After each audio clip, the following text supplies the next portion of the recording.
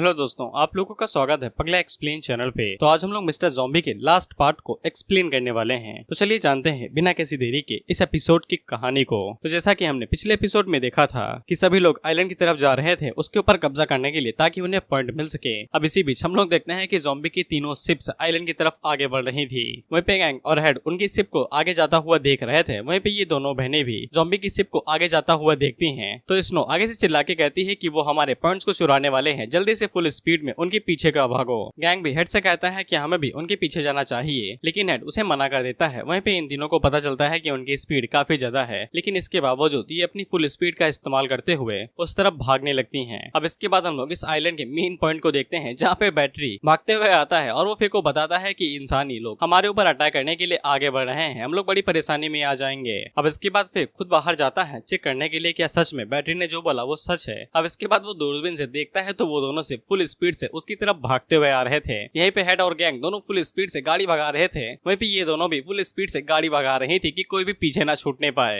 वहीं पे जिमी आगे से चिल्लाते हुए कहता है कि यहाँ पे ये मजाक चल रहा है, मैंने ये आइलैंड इसलिए चूज किया था क्योंकि ये सेफेस्ट जगह थी। ना ही कंट्री ए और ना ही कंट्री बी को इस बारे में पता था, और ना ही ये एरिया उनके इलाके के बीच में आता है। तो फिर वो सभी लोग यहाँ पे क्या लेने के लिए आ रहे हैं, या फिर उन्हें इस बारे में सबसे पहले पता चल चुका है कि हम ही लोगों ने यहाँ पे अपने डेरा बसा रखा है। अब इसके बाद हमें कुछ पहले महीने का सीन दिखाया जाता है, जहाँ पे कंट्री ए के प्रेसिडेंट और कंट्री बी के प्राइम मिनिस्टर आपस में बात कर रहे थे कि मीटिंग कैसे होगी, हमें एक्सचेंज मीटिंग कैसे शुरू करनी चाहिए, हम लोग इस बार क्या दाव पे लगाएंगे ताकि हमारे लोग और भी ज्यादा मोटिवेटेड हो सके। वहीं पे प्रेसिडेंट ने इस बार साफ मना कर दिया था कि वो अपनी कंट्री के अंदर कुछ भी दाव पे नहीं लगाएंगे। तो फिर प्राइम मिनिस्टर भी पीछे नहीं हटते हैं और वो भी अपने इलाके की कोई भी चीज दाव में नहीं लगाते हैं। इसीलिए ये दोनों ही अपने इलाके की बाहर उसी आइलैंड को चूज कर लेते हैं जिसके ऊपर जिमी ने अपना बेस बनाया हुआ था, और वो लोग शर्त लगाते हैं कि जिसकी भी टीम जीतेगी ये आइलैंड उसका हो जाएगा। जिसके बाद वो दोनों चेस करते हैं और चाय पीने लगते हैं, और इसी से इन्हें पता चला प्रोफेसर जिमी की लैब का। अब इसके बाद जिमी उस एशियन पर्सन से पूछता है तुम्हारा काम खत्म हुआ? तो ये बेचारा आगे से कोडिंग कर रहा था और इसके जो बचे बाल थे वो भी नीचे गिर गए थे, लेकिन अभी तक कोडिंग का काम खत्म नहीं हुआ था। अभी भी एक हाथ बचा हुआ था, उसकी कोडिंग करनी बाकी थी। वहीं पे न्यूज रिपोर्टर आगे से बताता है कि हमें जिस चीज का इंतजार था वो घड़ी आ चुकी है। सभी फ्लीट्स एक जगह पे इकट्ठा हो चुके हैं। अब यहाँ पे महासंग्राम होने वाला है। सभी जनरल्स और कौंसल यहाँ पे आ चुके हैं। अब यहाँ पे एक बहुत बड़ा शो होने वाला है। लेकिन जब वो नीचे झांक के देखता है तो फिर उसे पता चलता है कि कंट्री ए का सबसे पहला फ्लीट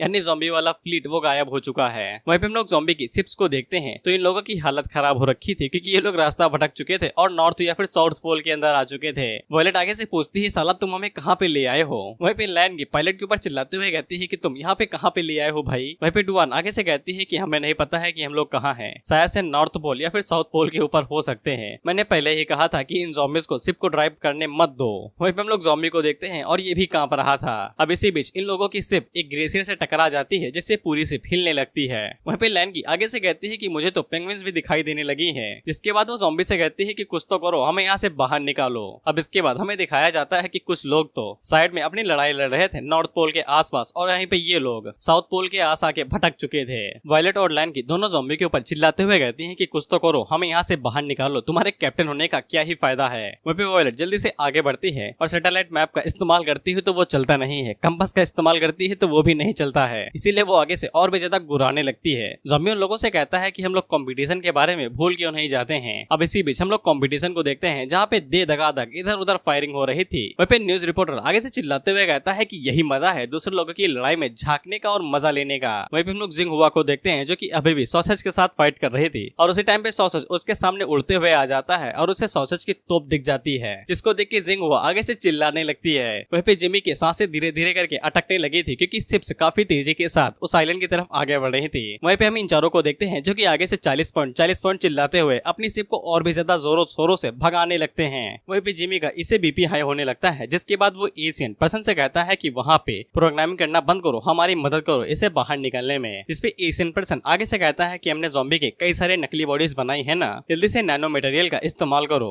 और मुझे नहीं लगता है कि इस लेवल की बायोलॉजिकल इंजीनियरिंग तुम्हारे लिए टफ होगी, उसकी मदद से कुछ तो निकालो। वहीं पे हम लोग डबल बैटरी को देखते हैं, जो कि कचड़े से नैनो मटेरियल्स को बाहर निकाल लेता है। जिमी उन मटेरियल्स को लेता है और उन्हें लेके ज़ॉम्बी की उन आर्मीज के पास पहुंच जाते हैं, जिनके ऊपर अभी भी रिसर्च होना बाकी थी। वहीं पे जिमी आगे से कहता है कि तुमने मुझे कम समझा है, मैं कोई अच्छा इंसान नहीं हूँ। अब इसके बाद हम लोग लिंग और क्वीन को देखते हैं और इन्हें भी दिखाई देता है कि वो लोग फाइट कर रहे हैं। अब उसी टाइम पे हम लोग देखते हैं कि वो लोग डायरेक्ट थर्ड फ्लीट यानी कि बटरफ्लाई की टीम के ऊपर गोली सुई दाग देते हैं। तो फिर उनका लंबा चौड़ा वाला आदमी अपनी एबिलिटी का इस्तेमाल करता है और पानी के अंदर से एक बड़ी सी चट्टान निकाल के उस अटैक को डिफ्लेक्ट कर लेता है। वहीं पे उनका लीडर आगे से चिल्लाते हुए कहता है कि ये तो असली गोलाबारी है। ये साले कंट्री ए के कमीने यहाँ पे सच में लड़ाई करने के बारे में सोच रहे हैं, तो हम भी लोग यहाँ पे असली सेल्स का इस्तेमाल करेंगे। इधर लिंग आगे से बताता है क्वीन उनकी साइड पे तो एक एक्सपर्ट है, अब हम लोग क्या करेंगे। वहीं पे हम लोग उस बड़े चोखे बंदे को देखते हैं जो कि जनरल से कहता है कि साइड में हटो, हमें बोर्ड यहाँ से दूर ले जानी पड़ेगी। तो जनरल आगे से चिल्लाते हुए कहता है कि मैं यहाँ पे हाईएस्ट कमांडर हूँ, तुम्हें मेरा कहना मानना पड़ेगा। लेकिन वो बंदा जो जनरल को पकड़ के उठा लेता है और उसका सर दबाता है, जिससे उसका सर घूमने लगता है और अब वो ऑर्डर देने की हालात में बिल्कुल भी नहीं था। वहीं पे लिंग अपनी क्वीन को बताता है कि उन लोगों के पास बहुत ज्यादा हाई मटेरियल की चीजें हैं, हम लोग यहाँ पे कंट्री ए के हैं, चूजे बन के आए हुए हैं, हम लोग उन्हें ये पता लगाने नहीं दे सकते हैं कि हम लोग बाहरी तरफ से आए हैं। लेकिन क्वीन और बटरफ्लाई दोनों एक साथ कहती हैं कि मैं उन्हें धून में मिलाना चाहती हूँ। जिसके बाद वो दोनों शिप से पूरी तेजी के साथ एक दूसरे की तरफ आगे बढ़ने लगती हैं। वहीं पे न्यूज रिपोर्टर आगे से हंसते हुए कहता है कि अब यहाँ पे बड़ी लड़ाई होने वाली है, दोनों पार्टीज हारने से मना कर दी है, अब यहाँ पे चोखा युद्ध होने वाला है। वहीं पे हम लोग ज़ॉम्बी को देखते हैं जो कि मस्त क्रेसेल के पीछे बैठ के फिशिंग कर रहा था। अब इधर हम लोग देखते हैं कि लिंग और बटरफ्लाई की शिप दोनों तेजी के साथ आगे बढ़ रही थी। लिंग को ऐसा लगता है कि दोनों शिप्स आपस में टकराने वाली हैं, लेकिन उसी टाइम पे क्वीन और उनका चोखा बंदा बाहर निकलता है और क्वीन उसके ऊपर एक शानदार किक मारती है, लेकिन वो बंदा उसे डॉज करता है, जिसके बाद वो डायरेक्ट उनकी शिप के ऊपर लैंड होता है, जिससे उनकी शिप पानी के अंदर डूबने लगती है और पीछे से उठने लगती है। वहीं पे न्यूज रिपोर्टर इस बात की बड़ा चढ़ा के मसालेदार चीज बना के आगे से न्यूज देने लगता है, लेकिन उसी टाइम पे ब्लड क्वीन अपनी पावर्स का इस्तेमाल करते हुए शिप को कंट्रोल कर लेती हैं और उसे डूबने से बचा लेती हैं। इसके बाद वो पानी का बवंडर बना के दोनों शिप्स को आपस में खींचने लगती हैं। उसी टाइम पे इनका चोखा बंदा अपनी एबिलिटी का इस्तेमाल करता है, जिसके बाद वो पानी के अंदर से दोबारा चट्टाने बाहर निकालता है और अपने दोनों हाथों को आपस में मिला देता है, जिससे दोनों चट्टाने तेजी के साथ आगे बढ़ती हैं और क्वीन को अंदर ही पकड़ लेती हैं। वहीं पे न्यूज रिपोर्टर आगे से कहता है कि यह सच में किसी ऐसे की ताकत है जिसको अभी तक जनरल की रैंक नहीं मिली है। वहीं पे सभी लोग भी उस बंदे की ताकत को देख के हैरान हो चुके थे। जिसके बाद न्यूज रिपोर्टर एक किताब बाहर निकालता है और बताता है कि उस बंदे का नाम टाइसैन नाम है, जो कि कंट्री बी की तरफ से, लेकिन कंट्री ए की लड़की के बारे में कोई भी जानकारी नहीं है। वहीं पे हम लोग देखते हैं चिंकी मिंकी और हेड के बीच में अभी भी रेस लगी हो रही थी। वहीं पे चीफ हेड को बताते हैं कि हमें गड़बड़ के बारे में पता चला है कि आइलैंड के ऊपर कुछ तो है जो उनकी तरफ आगे बढ़ रहा है। तो वे चीफ दूरबीन लगा के सामने की तरफ देखते हैं तो फिर उन्हें दिखाई देता है कई सारे ज़ॉम्बी जो कि बहुत बड़े थे, वो लगातार उनकी तरफ तेजी से आगे बढ़ रहे थे। वहीं पे जिमी से हमें पता चलता है कि ये सभी अपना मानसिक संतुलन खो चुके हैं और आउट ऑफ कंट्रोल हो चुके हैं। वहीं पे हम लोग ज़ॉम्बी को देखते हैं जो कि सक्सेसफुली एक मछली पकड़ लेता है। वहीं पे गैंग हेड से पूछता है कि ये भी चीजें एक्सचेंज मीटिंग के अंदर आती हैं सर जी, लेकिन हेड उसे कहते हैं कि गाड़ी मोड़ लो, तुरंत यहाँ से भागो। वहीं पे हम लोग उन दोनों बहनों को देखते हैं जो कि आगे से कहती हैं कि वो लोग तो पीछे मुड़ रहे हैं। उसी टाइम पे हम लोग उस मस्कुलर ज़ॉम्बी को देखते हैं जो कि एक बहुत बड़ी चट्टान उठाता है और सीधा उन दोनों बहनों की शिप की तरफ फेंक देता है। वो चट्टान सीधा उनकी शिप से टकराती है, जिसके बाद वहाँ पे एक बड़ा एक्सप्लोजन होता है और वो दोनों ही उसके अंदर निपट जाती हैं। मरती नहीं है, बस निपट जाती हैं। वहीं पे गैंग आगे से कहता है डिपार्टमेंट हेड उनकी शिप तो उड़ गई, हम लोग क्या करें। ऐसा लगता है कि ये एक्सचेंज मीटिंग इस बार कोई मजाक नहीं है, यहाँ पे सच में सीरियस चीजें होने लगी हैं। वहीं पे न्यूज रिपोर्टर भी इस चीज को देख के हैरान हो जाता है क्योंकि ये परफॉर्मेंस के अंदर नहीं था।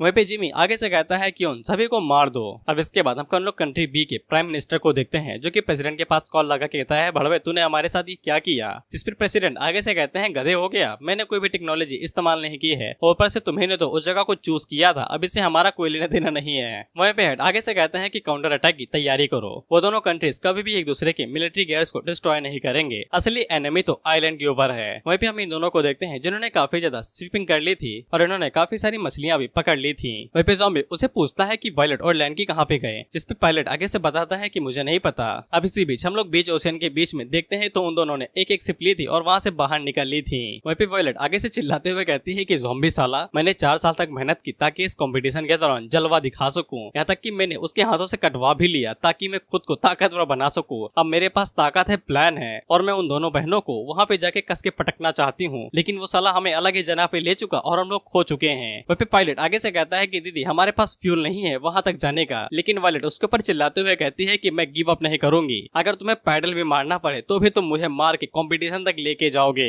अब इसके बाद पायलट क्या करता है, डर की मारे वो वहाँ पे जाता है, ड्रम बजाने लगता है। वहीं पे उसके जितने भी बाकी साथी ज़ॉम्बीज थे वो सभी पैडल मारते हुए शिप को आगे बढ़ाने लगते हैं। इधर हम लोग एशियन पर्सन को देखते हैं जिसने सक्सेसफुली कोडिंग पूरी कर ली थी। डबल बैटरी उससे कहता है कि तुम उस चीज को यहाँ पे जिंदा मत छोड़ना, नहीं तो हमारा लोगों का वजूद मिट जाएगा। इस पे एशियन पर्सन आगे से कहता है कि इतना फुद्दू थोड़ी हूँ, मैंने पहले ही उसे ओशियन के बीच में छोड़ दिया है वो यहाँ से कहीं दूर जाके गिरेगा। अब इसके बाद हम लोग एक दूर कहीं इलाके की सिटी को देखते हैं, जहाँ पे हम लोग गुई और साओ को देखते हैं जो कि आराम से बीच के ऊपर बैठ के चिल कर रहे थे और बाकी लोगों का इंतजार कर रहे थे कि कब वो लोग आएंगे। और उसी के बीच में हम लोग उनके साइड में उस चैम्बर को देखते हैं जिसके अंदर मैकेनिकल ज़ॉम्बी है। अब इसके बाद मैकेनिकल ज़ॉम्बी उस चैम्बर को खोलता है और उसके अंदर से बाहर निकलता है। वो दोनों साइड में देखते हैं तो फिर उन्हें उसके अंदर से खतरनाक ज़ॉम्बी का ऑरा महसूस होता है। अब इधर हम लोग ब्लैकी और उसके बाकी दोस्तों को देखते हैं और उन्हें भी मैकेनिकल ज़ॉम्बी का ऑरा महसूस हो जाता है क्योंकि एक ही जीन से बने हैं। लेकिन उन्हें इतना जरूर पता चल जाता है कि किंग के ऑरा के अंदर कुछ तो गड़बड़ है। किंग का ऑरा बिल्कुल भी स्टेबल नहीं है। वहीं पे हम लोग मैकेनिकल ज़ॉम्बी को देखते हैं जो कि सच में मैकेनिकल ज़ॉम्बी ही लग रहा था। वहीं पे वो जैसे ही बाहर निकलता है तब उसकी नजर उन दोनों के ऊपर पड़ती है। अब ये देख के उन दोनों की फट जाती है क्योंकि उसके अंदर से बहुत ज्यादा खतरनाक ऑरा रिलीज हो रहा था।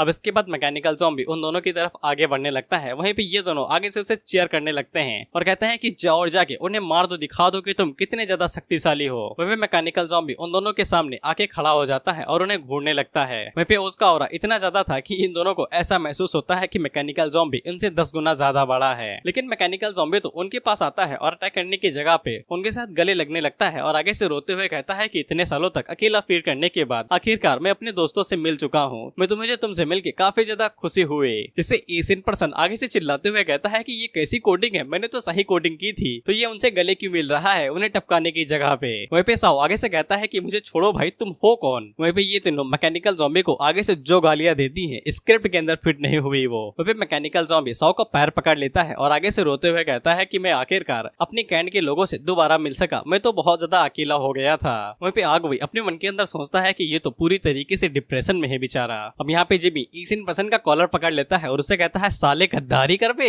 अब इसके बाद ज़ॉम्बी साओ के साथ गले मिलता है और उसके साथ हाथ मिलाता है और उससे कहता है कि माफ कर दो, मैं तुमसे गलत तरीके से मिला था, लेकिन मेरा नाम ज़ॉम्बी है और मुझे रिवाइव करने के लिए शुक्रिया। वहीं पे इन दोनों को समझ में नहीं आता है कि रिवाइव का क्या मतलब हुआ। वहीं पे आग साओ को बताता है कि मैंने इसे चेक किया है, ये सच में एक ज़ॉम्बी है। जिसपे साओ उसे पूछता है कि तुम ऐसे क्यों दिखते हो। जिसपे ज़ॉम्बी अपने हाथ को देखता है और उसे देखते हुए कहता है कि तुम लोग इसके बारे में बात कर रहे हो, खैर इसके बारे में कोई फर्क नहीं पड़ता है, मैं अक्सर चीजें भूल जाता हूँ, मैं तो ये भी भूल चुका हूँ कि मैं कैसे दिखा करता था। जिससे इन दोनों का भाई दिमाग खराब होने लगता है कि ये कैसी बातें कर रहा है। अब वही टाइम पे वहाँ पे आसी आ जाता है जो कि उन दोनों से कहता है कि टाइम वेस्ट करना बंद करो, हम लोगों को यहाँ पे काम से भेजा गया है, हमें जल्दी ही ये जगह छोड़ के जानी है। अब इसके बाद वो दोनों ज़ॉम्बी को शुक्रिया कहते हैं और उसे कहते हैं कि हमें कुछ काम करने के लिए जाना है, हम लोग जा रहे हैं, तुम लोग यहाँ पे ज्यादा मत घूमना, आराम से जाओ, जाके खाना पीना खा लो। इसके बाद वो लोग प्लेन के ऊपर बैठते हैं और वहाँ से चले जाते हैं। वहीं पे बिग सिस उन दोनों से पूछती है कि तुम लोग नीचे क्या कर रहे थे, तो वो दोनों आगे से बिग सिस को बताते हैं कि हमें वहाँ पे एक कमाल का बंदा मिला था, हम उसके साथ बात कर रहे थे। अब इसके बाद मैकेनिकल ज़ॉम्बी आगे से हंसते हुए कहता है कि अब मुझे अच्छा फील हो रहा है, हमें दूसरी जगह पे जाने और लोगों से मिलना चाहिए। अब इधर जिमी कट्टा बाहर निकाल लेता है जो कि एशियन पर्सन के मत्थे पे टान देता है और उससे कहता है कि साले तूने मुझसे वादा किया कि तू मुझे ज़ॉम्बी को मार के दिखाएगा, मैंने तेरे ऊपर भरोसा किया, सारे रिसोर्स खर्चा किए और तू मुझे ये कचड़ा ला के दिखा रहा है, इससे अच्छा यही है कि मैं तुझे गोली मार दूं।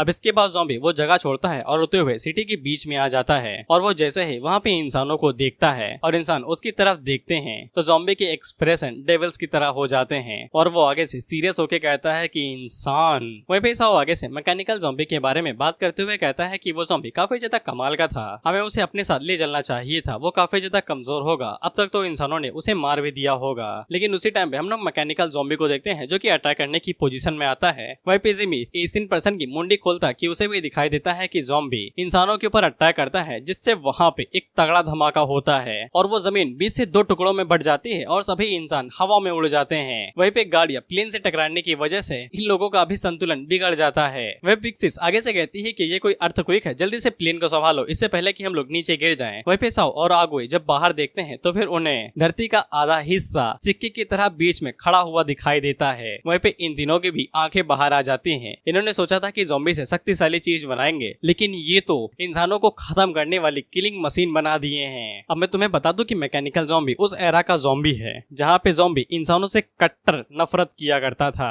और बेशक ये वाला ज़ॉम्बी इंसानों को चुन चुन के मारेगा। अब इसके बाद हम लोग देखते हैं कि लैन की और वायलेट भी जब वो वहाँ पे आ रही थी तो फिर उन्हें शिप से दिखाई देता है आधा शहर पानी के अंदर डूब रहा है, जिससे वो दोनों ही हैरान होती हैं और आगे से चिल्लाने लगती हैं। वहीं पे ब्लड क्वीन उन लोगों से पूछती है कि ज़ॉम्बी के अलावा भी मुझसे शक्तिशाली इस प्लेनेट के ऊपर कोई नहीं है, तुम लोग कौन हो। इसमें बटरफ्लाई उससे कहती है कि तुम ट्राई करके देख लो। इस पे क्वीन उसे कहती है कि तुम मुझे कंट्रोल करने के बारे में सोच रहे हो, वो भी इस घटिया टेक्निक के साथ। इसके बाद ब्लड क्वीन खुद को आजाद कर लेती है और टाइसन बटरफ्लाई से कहता बताता है कि ये उससे ज्यादा शक्तिशाली है जितना मैंने सोचा था। क्वीन उन लोगों से कहती है कि अपना नाम बताओ, जिसपे बटरफ्लाई उसे कहती है कि जाओ जाके इसे छुटकारा पाओ टाइसन, लेकिन नियाई उसे रोक देती है और उसे कहती है कि ये टाइम अभी लड़ाई दंगा करने का नहीं है, हमें ताकतवर सबऑर्डिनेट्स की जरूरत है। और वो ब्लड क्वीन से कहती है कि हमारा यहाँ पे लड़ने का कोई भी इरादा नहीं है, हम बस तुम्हारे ओनर से बात करना चाहते हैं, वो कहाँ पे है। क्वीन उसे कहती है कि तुम किस बारे में बात कर रही हो। इस पे बटरफ्लाई आगे से हंसते हुए कहती है कि मुझे हंसाओ नहीं, हम उसे ये मत कहना कि तुम लोग वैम्पायर हो, तुम लोगों को उस टाइम पे छोड़ दिया गया था जब तुम्हें सबसे ज्यादा जरूरत थी। वहीं पे टाइसन आगे से कहती है कि टाइम के हिसाब से उसे काफी टाइम पहले ही गायब हो जाना चाहिए था, अगर उसके लोग उसे बचाना चाहते तो फिर उन्हें एक लाइफ कैप्सूल का इस्तेमाल करना पड़ता उसकी जान बचाने के लिए, और अगर वो अभी तक जिंदा होती तो फिर उसके पास ज्यादा ताकत होनी चाहिए थी। वह ब्लड क्वीन इतनी ज्यादा बेइज्जती सुन के आगे से कहती है कि तुम्हें पता भी है कि तुम लोग किसके बारे में बात कर रहे हो। और उस टाइम पे बटरफ्लाई को पता चलता है कि ब्लड क्वीन के अंदर कोई जीन टाइप की चीज है जो कि उसे इंटरनल लाइफ यानी अमरता देती है।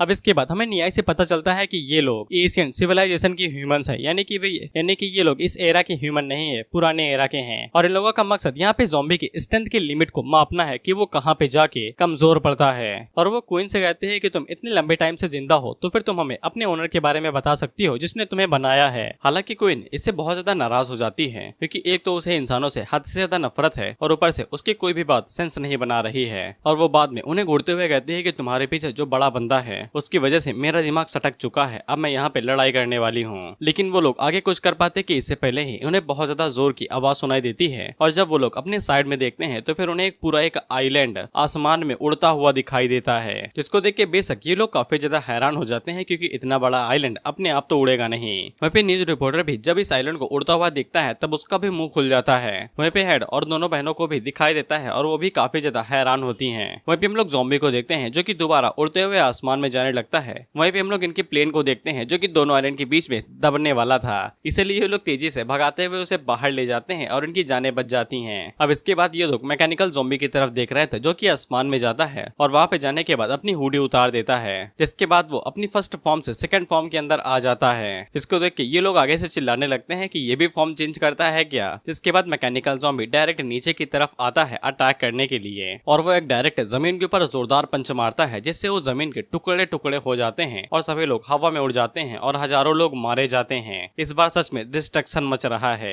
वहीं पे ये लोग भी इसी बीच घसीटे जाते हैं और इनकी भी हालत खराब होने लगती है। और वहाँ पे इतना काफी नहीं था तो ज़ॉम्बी वहाँ पे एक धमाका भी करने वाला था। इसके बाद लैन की और वायलट को नजारा दिखाई देता है और उनके सामने ही एक पूरी सिटी डिस्ट्रॉय हो जाती है और कई सारे लोग मारे जाते हैं। बटरफ्लाई की टीम सोच रही थी कि ये क्या चीज है और यहाँ पे क्या हो रहा है, जिस पे टाइसन आगे से बताता है कि ये ज़ॉम्बी है। जिसके बाद हमें बताया जाता है कि गुआन आइलैंड के ऊपर करीब 30 मिलियन से ज्यादा लोग रह रहे थे, लेकिन अब वो एक झटके के अंदर ही धूल बन के गायब हो चुके हैं। और ये न्यूज हर बाकी सभी सिटीज को बताई जा रही थी कि यहाँ पे बहुत बड़ा खतरनाक खतरा देखा गया है जो सभी सिटीज के ऊपर अटैक करके उन्हें डिस्ट्रॉय करता जा रहा है। और वो लोग अपनी तहकीकात को शुरू कर देते हैं। वहीं पे हम लोग आसी को देखते हैं जो कि बिग सिस्टर को पकड़ता है और उन्हें एक पत्थर के पीछे छुपा देता है। वहीं पे सौ मैकेनिकल ज़ॉम्बी से पूछता है कि वो ये सब कुछ क्यों कर रहा है, जिसमें मैकेनिकल ज़ॉम्बी बस आगे से यही जवाब कहता है कि हर एक इंसान को मरना चाहिए। वहीं पे आसी काफी ज्यादा डरा हुआ था और वहीं पे ज़ॉम्बी को इंसानों की महक आ रही थी, यानी कि उसे बिग सिक्स के बारे में पता लग चुका था।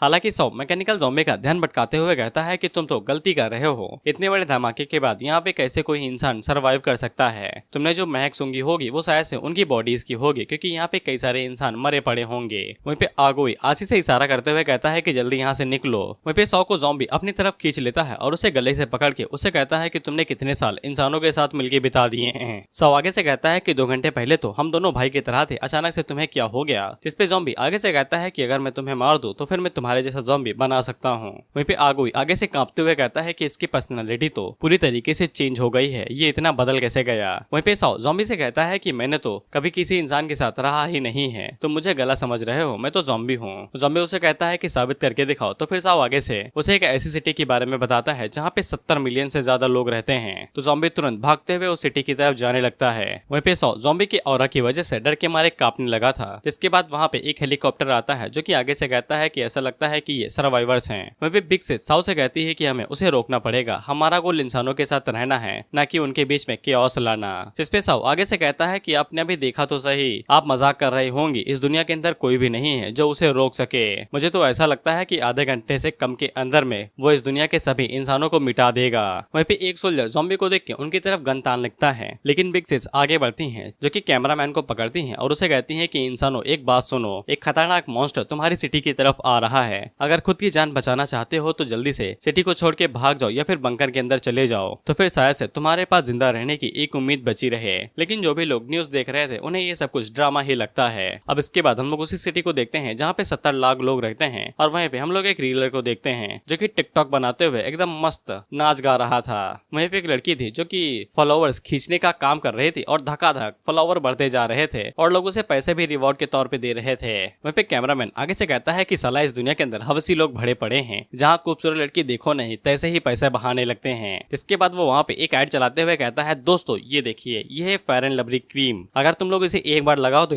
ये तुम्हें चिट्टा गोरा कर देगी, सोने की माफिक चमकोगे। इसकी कीमत ज्यादा नहीं है, बस 2 लाख रुपए है। लेकिन आज के दिन पे क्योंकि हमारी मैम का एक बर्थडे है तो फिर आज हम इसकी प्राइसिंग कम करके 1,99,999 रुपए करे दे रहे हैं। अगर तुम लोग हमारी सिस्टर की तरह खूबसूरत बनना चाहते हो तो अभी की अभी जल्दी से खरीदो। लेकिन उसी टाइम पे वहाँ पे खरीदने के लिए ज़ॉम्बी आ जाता है जो कि आते ही नीचे की तरफ एक पंच मारता है जिससे वो जगह डिस्ट्रॉय होती है और वो लोग नीचे गिर जाते हैं। इसके बाद वो बंदा भागने की जगह पे सबसे पहले अपना मोबाइल सेट करता है और ज़ॉम्बी की वीडियो बनाने लगता है। वहीं पे वो लड़की ज़ॉम्बी से पूछती है कि तुम्हें मुझसे क्या चाहिए, जिसपे ज़ॉम्बी अपना हाथ आगे की तरफ बढ़ाता है और एक ही बार में बूम करके उसके आधे शरीर को उड़ा देता है। अब लग रहा है कि सीरीज वायलेंस की तरफ बढ़ रही है। वहीं पे कैमरामैन जैसे ही अपनी साथी को मरते हुए देखता है तो वो आगे से चीखने चिल्लाने लगता है और वहां से भागने की कोशिश करने लगता है। लेकिन ज़ॉम्बी उसको पकड़ता है और उसे खींचते हुए किनारे के पास लेके जाता है। जिसके बाद वो मोबाइल कैमरा के सामने अपने हाथों के अंदर एक एनर्जी बॉल को इकट्ठा करता है। वहीं पे हम लोग गो और ब्लैकी को देखते हैं और उन्हें ज़ॉम्बी की पावर महसूस हो जाती है जो कि मैकेनिकल ज़ॉम्बी इस्तेमाल कर रहा था क्योंकि जेम्स सीन ही है। वहीं पे इन सभी लोगों को ज़ॉम्बी की जो कैमरा था वो सभी चीजें दिखाई दे रही थी। अब इसके बाद हम लोग देखते हैं कि ज़ॉम्बी ने जो एनर्जी बॉल अपने हाथों में इकट्ठा की थी वो उसे सिटी की तरफ छोड़ देता है और सिटी के अंदर जो भी लोग थे वो वहां से अपनी जान बचाते हुए भाग रहे थे। लेकिन एक ही झटके में उनकी बॉडी धूल बन के हवा में ही गायब हो जाती है। जो भी लोग बेचारे की भागने की कोशिश कर रहे थे वो भी बेचारे भाग नहीं पाते हैं क्योंकि ज़ॉम्बी उसी टाइम पे वहाँ पे अपने एक बॉम्ब को विस्फोट करता है और वो पूरी सिटी एक ही बार में डिस्ट्रॉय कर जाती है। और ज़ॉम्बी ने इसी तरीके से फिर 70 लाख लोगों को मौत के घाट उतार दिया। वहीं पे हम लोग बगल की सिटी को देखते हैं तो वो लोग आगे से कहते हैं कि ये काले पार्टिकल्स क्या हैं जो हवा में उड़ रहे हैं। वहीं पे आसिफ बिग सिस से कहता है कि अगर वो लोग छुप भी जाएं तो भी कोई भी उम्मीद नहीं है कि वो लोग बच पाएंगे। अब इधर हम लोग शिप के ऊपर देखते हैं जहाँ पे टाइसन क्वीन से कहता है कि तुम मेरे लिए बिल्कुल भी मैच नहीं कर रही हो, हम लोगों को यहीं पे रुक जाना चाहिए। वहीं पे नियाई आगे से कहती है कि हमें उस बंदे को रोकना पड़ेगा, हम लोग उसे इंसानों को मारने नहीं दे सकते हैं। वहीं पे लिंक क्वीन के पास आता है और उसे बताता है कि उस बंदे ने ब्लैकी की एबिलिटी का इस्तेमाल किया है उस पूरी सिटी को डिस्ट्रॉय करने के लिए, वो पक्का ज़ॉम्बी ही होगा, क्या हमें वहाँ पे चलना चाहिए। वहीं पे टाइसन उन लोगों से कहता है कि ज़ॉम्बी की करंट स्टेट के मुताबिक जब वो इंसानों को मार देगा तब अगली बारी उन लोगों की आएगी। वहीं पे क्वीन भी आगे से कहती है कि चलो हम लोग वहीं चलते हैं। अब इसके बाद जितने भी कैप्टन और बाकी सभी लोग प्लेन या फिर स्पेसशिप के ऊपर थे वहाँ पे हेलीकॉप्टर से इमरजेंसी सायरन बजाया जाता है और उन्हें बताया जाता है कि एक अजीब सा बंदा सिटीज के अंदर जाके वहाँ पे मास्कर मचा रहा है, इसलिए जितने भी लोग हैं वो सभी अभी के अभी एक्सचेंज मीटिंग को छोड़ेंगे और वहाँ पे जाके उसे रोकने के लिए रेडी हो जाएंगे। इसीलिए वो सभी लोग अपने अपने हेलीकॉप्टर के अंदर बैठते हैं और भागते हुए सिटी की तरफ जाने लगते हैं। वहीं पे लिंक उन लोगों से कहता है क्योंकि तुम लोग एशियन सिविलाइजेशन से हो तो मैं तुम लोगों से पूछना चाहता हूँ कि ज़ॉम्बी इंसानों से इतनी ज्यादा नफरत क्यों करता है। जिसपे नियाई आगे से बताती है क्योंकि हम लोगों ने उसकी फैमिली को मार दिया था और उसके छोटे भाई को भी। अब इसके बाद ज़ॉम्बी अपना हाथ आगे बढ़ाता है और कैमरामैन को भी वहीं पे मार देता है। इसके बाद अगली सिटी की तरफ आगे बढ़ने लगता है। वहीं पे हम लोग इन दोनों को देखते हैं जो कि काफी ज्यादा खुश हो चुके थे ज़ॉम्बी को इस तरीके से तबाही मचाता हुआ देख के।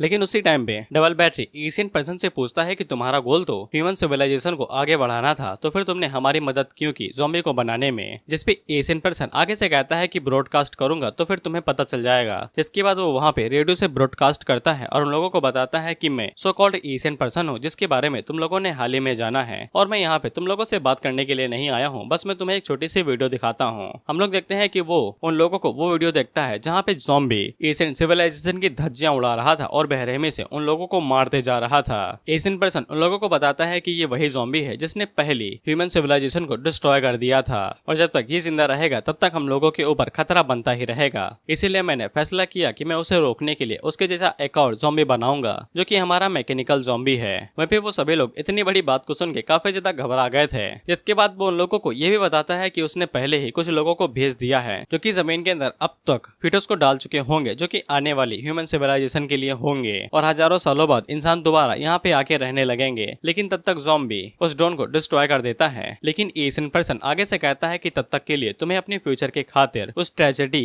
यानी कि घटना को सहना पड़ेगा जो मैंने सही थी, इसलिए जाओ और जाके अपनी फैमिलीज को अलविदा कह दो। जिसपे वो सभी लोग आगे से चिल्लाते हुए कहते हैं कि ये तो साला पागल है, इंसानियत की खातिर हम लोग खुद को सेक्रीफाइस कर दे। जिसके बाद सभी लोग वहाँ से चिल्लाते हुए इधर उधर भागने लगते हैं। वहीं पे ज़ॉम्बी को अचानक से कुछ महसूस होता है। अब इसके बाद हमें न्यूज से पता चलता है कि ज़ॉम्बी के इतना सा बवाल करने की वजह से कई सारी सिटीज अब तक डिस्ट्रॉय हो चुकी हैं और करोड़ों लाखों लोगों की जानें जा चुकी हैं। अब ऐसे कई सारी सिटीज केओस के अंदर आ चुकी हैं। और बेशक इंसानों की फितरत तो तुम लोग जानते हो, जब कोई परेशानी में हो तो लूटना नहीं छोड़ते हैं, बैंक लूट लेंगे, खाना चुरा लेंगे, और यही हाल अभी हो रखा था। वहीं पे मिलिट्री ज़ॉम्बी को रोकने की जगह पे इंसानों को रोकने की कोशिश कर रहे थे, क्योंकि कई सारे लोग प्रोटेस्ट कर रहे थे कि उन्हें आजादी चाहिए, उन्हें जिंदगी चाहिए। और धीरे धीरे करके पूरी दुनिया केओस में डूबती जा रही थी। वहीं पे हम लोग अमेरिका वाली जगह को देखते हैं, जहाँ पे लोग कह रहे थे कि अभी भी हम लोग गिव अप नहीं कर सकते हैं, हमारे पास अभी भी होप है। अगर दोनों सिटीज के कॉन्सल्स और जनरल्स एक साथ मिल जाते हैं तो शायद से वो लोग उसे हरा सकते हैं। जिसपे इंसान भी आगे से चिल्लाते हुए कहते हैं कि हाँ भाई, हम लोग कमजोर थोड़े हैं, हम उसे मार सकते हैं।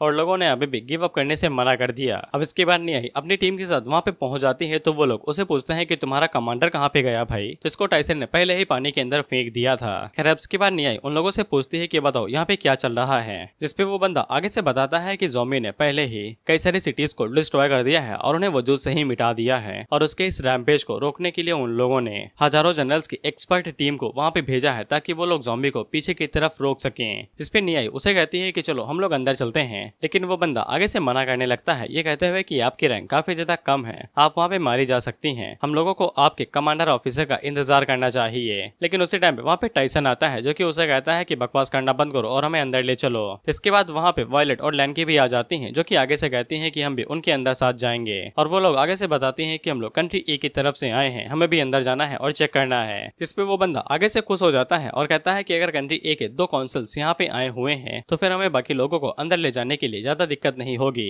इसके बाद वो लोग गेट खोलते हैं और अंदर की तरफ जाने लगते हैं। वहीं पे वायलेट क्वीन से पूछती है कि तुम यहाँ पे क्या कर रही हो। क्वीन आगे से कहती है कि गुजर रहे थे, तुम्हें कोई दिक्कत है। वहीं पे क्वीन वायलेट से पूछती है कि और तुम्हारे बॉयफ्रेंड को क्या हुआ, वो अचानक से पागल क्यों हो गया। जिसपे वायलेट के पास भी कोई जवाब नहीं था। ये लोग अभी तक मैकेनिकल ज़ॉम्बी को ज़ॉम्बी समझ रहे हैं, जबकि ज़ॉम्बी तो भाई अभी तक फिशिंग करने में बिजी है। वहीं पे बटरफ्लाई क्वीन से पूछती है क्या तुम दोनों एक दूसरे को जानती हो। क्वीन आगे से बताती है कि कुछ टाइम के लिए फाइट किए थे। वहीं पे न्याय उस बंदे से पूछती है कि रिपोर्टर्स हमें फॉलो क्यों कर रहे हैं। जिसमें वो बंदा आगे से कहता है कि कई सारे जनरल्स और काउंसिल अंदर गए हुए हैं, हमें डरने की बात नहीं है। न्याय उससे पूछती है कि कितने सारे लोग अंदर पहले ही जा चुके हैं। जिसपे वो बंदा आगे से बताता है कि 100 हाई रैंक के जनरल्स अंदर गए हैं और बाकी सभी मिड रैंक के जनरल्स हैं, जो कि 1000 के आसपास हैं। और साथ ही में उनके साथ कुछ एक्सपर्ट भी गए हुए हैं और साथ ही में कुछ लैंटनिक एबिलिटीज भी, इसीलिए शायद वो लोग उसे हरा देंगे। जिसपे वॉयलेट अपने मन के अंदर सोचती है कि अगर एक लोएंटिक 100 कॉन्सल्स के बराबर है, इसीलिए उसे लगता है कि कंट्री भी बहुत ज्यादा शक्तिशाली हो चुकी है। लेकिन उसी टाइम पे लैंड की उन लोगों से कहती है कि सामने देखो। तो हम लोग देखते हैं कि ज़ॉम्बी ने पहले ही जितने भी जनरल्स कॉन्सल्स और लॉन्टिक्स अंदर गए हुए थे, ज़ॉम्बी इन्होंने पहले ही मार दिया था और उन सभी की लाशों के ऊपर सिंहासन की तरह बैठा हुआ था।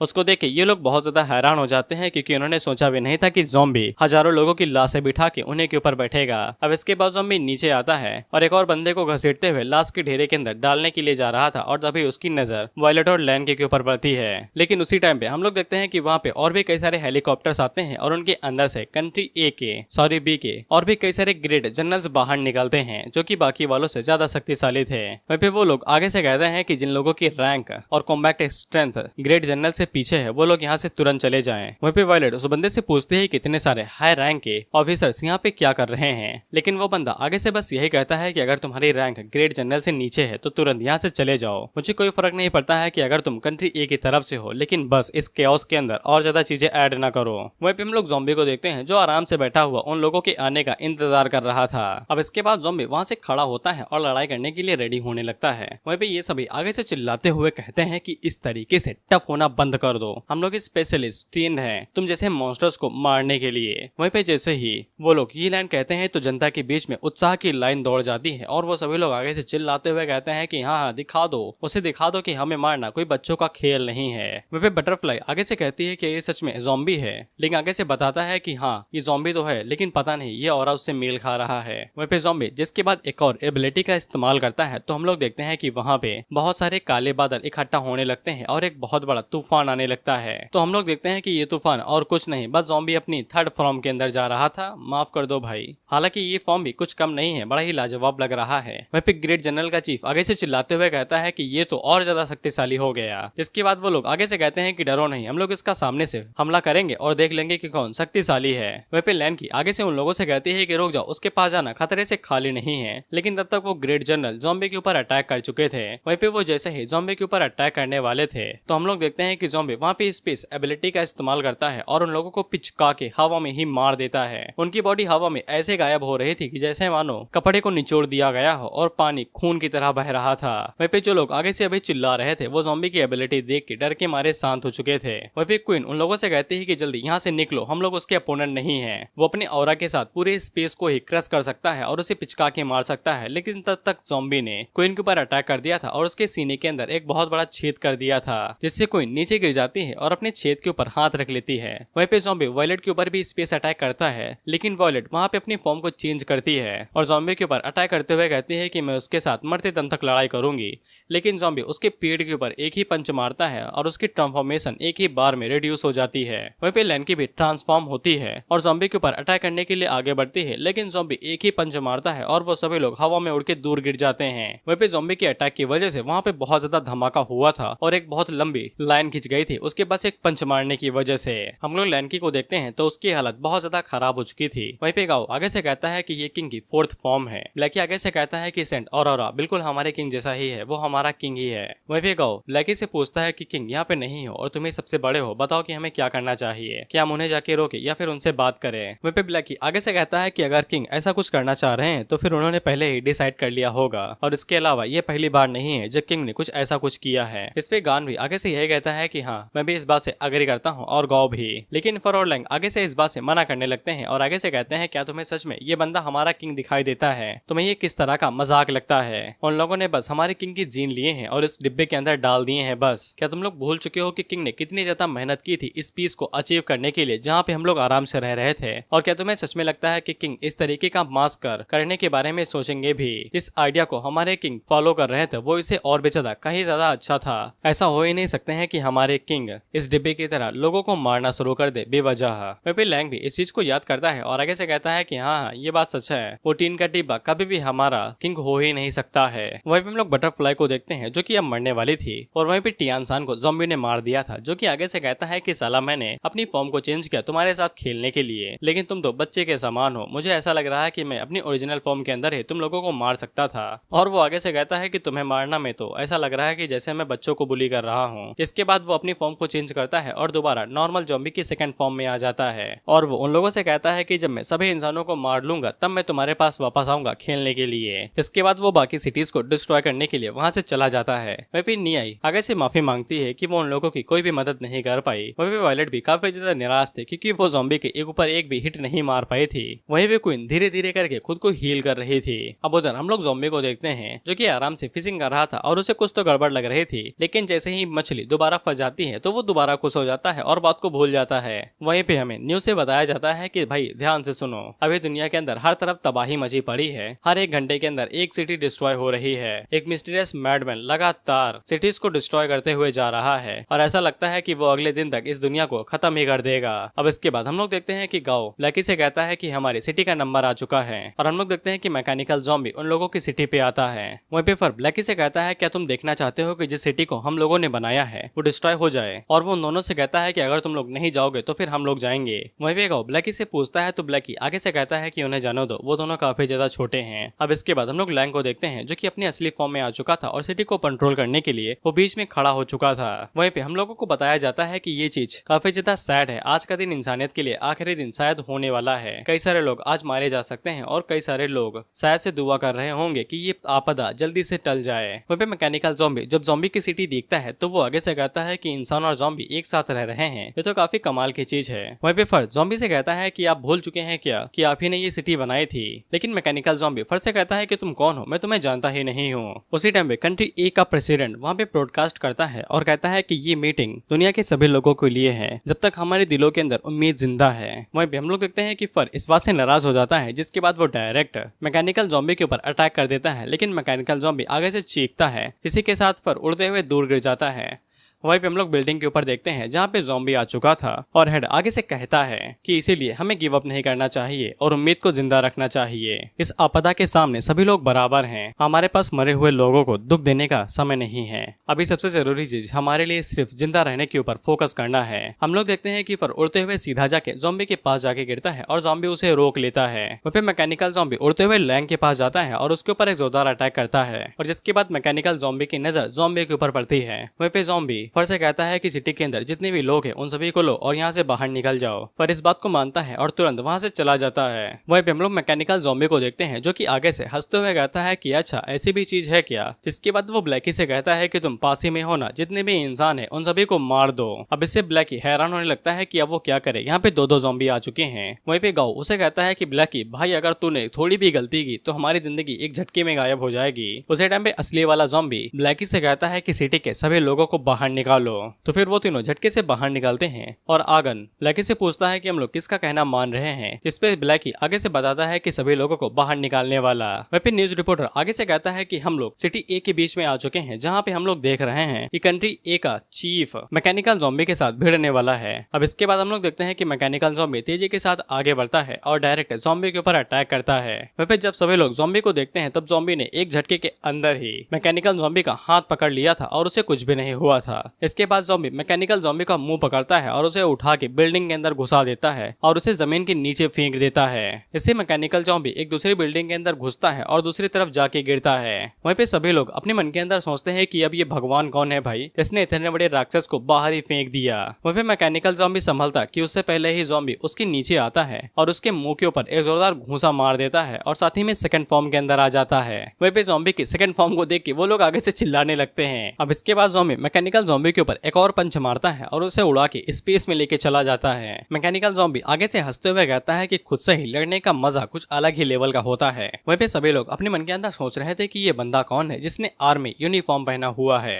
उसी टाइम पे ब्लैकी और बाकी सभी लोग वहाँ पे आते हैं जो कि इंसानों को पकड़ते हैं और उनसे कहते हैं कि हमें सिटी छोड़ के जानी पड़ेगी, ये जगह बहुत ज्यादा खतरनाक है। वहीं पे कुछ लोग आगे से कहते हैं कि मैं इस बंदे को पहचानता हूँ, ये कंट्री ए के प्रेसिडेंट का बॉडीगार्ड बन के आया हुआ था जो कि सेकंड फ्लीट का कैप्टन भी है। वहीं पे न्यूज रिपोर्टर आगे से कहता है कि कंट्री ए का एक ब्रेव वॉरियर एक मॉन्स्टर को चैलेंज कर रहा है। अब इसके बाद हम लोग देखते हैं कि मैकेनिकल ज़ॉम्बी स्पेस से पूरी ताकत के साथ नीचे की तरफ आ रहा था ताकि वो सिटी के ऊपर गिरे और पूरी सिटी डिस्ट्रॉय हो जाए। तो ज़ॉम्बी उसे रोकने के लिए तेजी के साथ आगे बढ़ता है और जैसे ही मैकेनिकल ज़ॉम्बी नीचे टकराने वाला था तो ज़ॉम्बी उसके पास पहुंचता है और उसके मुंह के ऊपर एक जोरदार घूंसा मारता है। मैकेनिकल ज़ॉम्बी भी जवाबी हमला करता है और वो भी ज़ॉम्बी के ऊपर एक जोरदार घूंसा मारता है जिससे वो दोनों ही दूर गिर जाते हैं। लेकिन मैकेनिकल ज़ॉम्बी दोबारा खड़ा होता है और वो दोबारा ज़ॉम्बी के ऊपर पंच मारता है तो ज़ॉम्बी भी सामने की तरफ से पंच मारने के लिए आगे बढ़ता है। जिसके बाद वो दोनों एक दूसरे से अपने पंचेस टकराते हैं तो वहाँ पे एक तगड़ा धमाका होता है और वो पूरी सिटी हिल जाती है, बिल्डिंगें गिरने लगती हैं और बिल्डिंग गिरने के चक्कर में बेचारा वर्मिट अब जाके आजाद हो पाता है।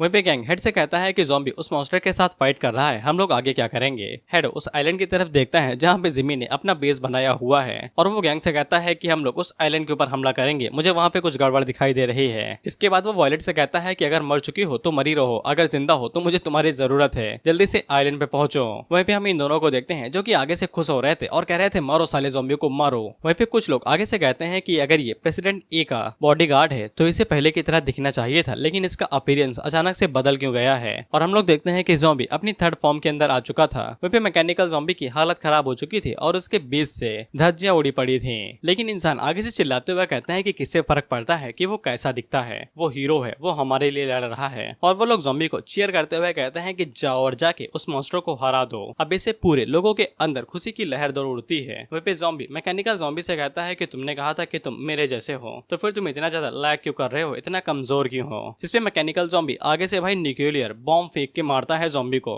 लेकिन ज़ॉम्बी अपने हाथ की मदद से उसे डिफ्लेक्ट करके ऊपर आसमान में फेंक देता है। तो हम लोग देखते हैं कि वो बॉम्ब दूर जाके किसी बीच समुद्र के अंदर गिरता है और वहाँ पे बहुत बड़ा ब्लास्ट होता है। अब इससे ये सभी लोग आगे से दंग रह जाते हैं और आगे से कहते हैं कि उसने अपने हाथ की मदद से एक न्यूक्लियर बॉम्ब को डिफ्लेक्ट कर दिया, क्या एक इंसान ऐसा कुछ कर भी सकता है। इस पे एक बंदा आगे से कहता है कि मैंने उसे करते हुए देखा है, अंधा थोड़ी ना हूँ। अब इसके बाद हम लोग मैकेनिकल ज़ॉम्बी को देखते हैं जो कि अपनी फॉर्म को चेंज करता है और ये अपनी शायद थर्ड फॉर्म के अंदर आ चुका है। वहीं पे सिटीजन्स जैसे ही मैकेनिकल ज़ॉम्बी को फॉर्म चेंज करते हुए देखते हैं तो वो दोबारा डरने लगते हैं। अब इसके बाद ज़ॉम्बी और मैकेनिकल ज़ॉम्बी के अंदर हाथापाई होने लगती है जहाँ पे वो दोनों एक दूसरे के ऊपर पंचेस मार रहे थे और दोनों ही एक दूसरे से कम नहीं थे और उनके बीच में एकदम बिजली की तरह लड़ाई होने लगती है। लेकिन बीच फाइट में ही मैकेनिकल ज़ॉम्बी अपनी फॉर्म को चेंज करता है और वो फोर्थ फॉर्म के अंदर आ जाता है। इसी के साथ वो ज़ॉम्बी के ऊपर एक मेगा ब्लास्ट करता है जिससे ज़ॉम्बी एक ही झटके में डिस्ट्रॉय हो जाता है और उसकी मुंडी गायब हो जाती है। लेकिन मैकेनिकल ज़ॉम्बी वहीं पे ही नहीं रुकता है और वो दोबारा अटैक करता है। वहीं पे डबल बैटरी और एशियन पर्सन आगे से चिल्लाते हुए कहते हैं कि हाँ मार दो उसे मौका ही ना दो रीजनरेट करने का। अगर वो रीजनरेट नहीं कर पाएगा तो हवा में ही गायब हो जाएगा। इसके बाद मैकेनिकल ज़ॉम्बी एक और न्यूक्लियर ब्लास्ट सीधा ज़ॉम्बी के पास ही में करता है और ये ब्लास्ट इतना ज्यादा शक्तिशाली था कि वो धरती से पार करके स्पेस के अंदर चला गया था। वहीं पे मैकेनिकल ज़ॉम्बी के सामने कुछ भी नहीं बचा था और ज़ॉम्बी हवा में ही गायब हो चुका था। अब इसे सभी इंसान आगे से निराश हो जाते हैं क्योंकि उनकी आखिरी उम्मीद ज़ॉम्बी ही था। वहीं पे एशियन पर्सन आगे से हंसते हुए कहता है कि आखिरकार हम लोग जीत गए। मैंने तुमसे कहा था ना कि वो काफी ज्यादा कूल होगा, यहाँ तक कि उसे अपनी फॉर्म को चेंज करने की जरूरत भी नहीं पड़ी। लेकिन इसी बीच हम लोग बीच हवा के अंदर ज़ॉम्बी के सेल्स को देखते हैं और इस चीज को दिखाने के लिए हमें जूम 1000 गुना किया गया था। खैर अब इंसान तो रोने लगते हैं कि अब उन्हें मरना ही पड़ेगा। लेकिन हमें ऑथर बताता है कि 10 मिलियन टाइम्स माइक्रोस्कोपिक पार्टिकल्स आपस में जुड़ना शुरू होते हैं जिसके बाद वो सेल बनते हैं और हम लोग देखते हैं कि जिसके बाद वहाँ पे डीएनए बनता है और धीरे धीरे करके ज़ॉम्बी वहाँ पे हड्डियां लाता है, जिसके बाद वहाँ पे नसें और वेन्स लाता है और धीरे धीरे करके उसकी बॉडी के ऊपर मसल्स भी आ जाती हैं और वो दोबारा रीजनरेट करने लगता है।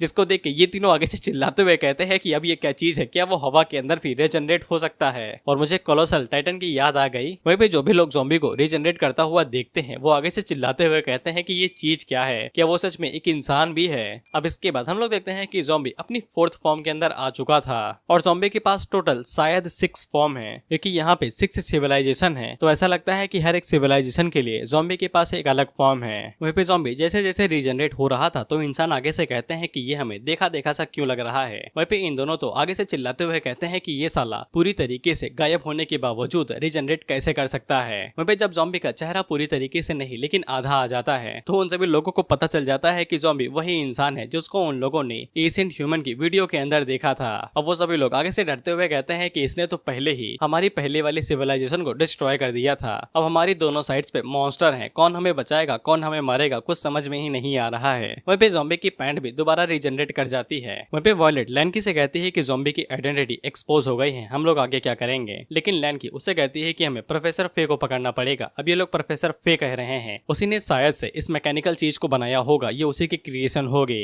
अब इसके बाद ज़ॉम्बी जैसे ही पूरी तरीके से रीजनरेट होता है तो वो डायरेक्ट मैकेनिकल ज़ॉम्बी की तरफ आगे बढ़ता है और उसके पेट के ऊपर इतनी जोर से घूंसा मारता है कि वहाँ पे एक तगड़ा ब्लास्ट होता है और मैकेनिकल ज़ॉम्बी उड़ते हुए स्पेस के अंदर चला जाता है। वह मैकेनिकल ज़ॉम्बी को जैसे ही इतनी जोर की पड़ती है तो वो मून्स को साइड में छूता हुआ मंगल ग्रह के अंदर घुसता है और मंगल ग्रह को बीच से तोड़ता हुआ उसके पार्ट निकल जाता है और सीधा जाके सैटर्न से टकराता है और बीच में शायद से सैटर्न का चांद भी था जिसको उसने छेद कर दिया है। और मैकेनिकल ज़ॉम्बी जैसे ही सैटर्न से टकराता है तो सैटर्न के ऊपर एक तगड़ा धमाका होता है और वो लोग आसमान के इधर इतने बड़े धमाके को देख के आगे से चिल्लाने लगे थे। वेपिनियाई आगे से कहती है माँ कसम क्या ये उसकी बायोलॉजिकल फॉर्म है। अब इसके बाद हमें दिखाया जाता है कि सैटर्न से मार्स के अंदर एक बड़ा होल हो गया था जिससे पूरी पृथ्वी आराम से दिखाई दे रही थी। अब इसके बाद ज़ॉम्बी पृथ्वी से जंप करता है और उड़ते हुए मार्स के ऊपर चला जाता है जहाँ पे वो सीधा जाके मैकेनिकल ज़ॉम्बी के ऊपर एक जोरदार हिट मारता है और उसका पंच खाने के बाद जिसके बाद मैकेनिकल ज़ॉम्बी फिर से एक दूसरे ग्रह के ऊपर जा गिरता है। अब ये वाला नाम नहीं याद है लेकिन ये सबसे बड़ा ग्रह माना जाता है, बस इतना पता है। वेपिनियाई बटरफ्लाई से कहती है कि हमें यहाँ से निकलना पड़ेगा नहीं तो हम सभी लोग मारे जाएंगे। वहीं पे हम लोग ज़ॉम्बी को देखते हैं और जब वो मैकेनिकल ज़ॉम्बी की तरफ आगे बढ़ रहा था तो मैकेनिकल ज़ॉम्बी वहाँ से भागने लगता है पीछे की साइड से,